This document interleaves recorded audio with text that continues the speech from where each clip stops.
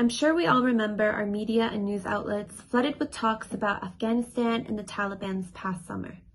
Although things may have died down in the media, the Taliban takeover is still very much real, and the aftermath is devastating. It's left thousands of lives in danger, with the threat of being illegally detained or held hostage at a very high risk.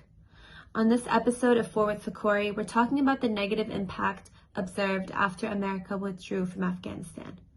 This all happened on August 31st, 2021, when the Biden administration completed their U.S. troop withdrawal from Afghanistan.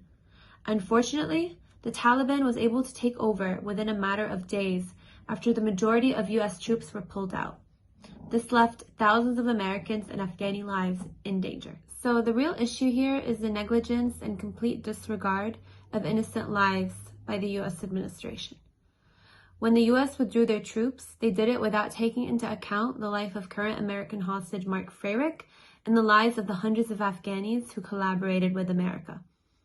So we basically escalated hostage and legal detention in Afghanistan because anyone who's worked with America is now a target to the Taliban.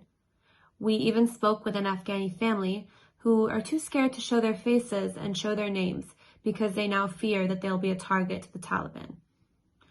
Mark Frerichs, who is an American hostage, he's been missing in Afghanistan since January 2020. He's a civil engineer. He served in the Navy for 6 years, and he's working on a municipal water project in Afghanistan for the past 10 years.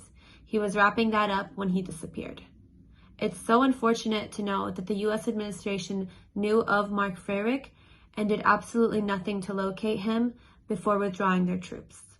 The purpose of these videos is to shed light on these stories that aren't talked about enough in the media. Please tune in next week for a new episode of Forward Fakhoury. And please share.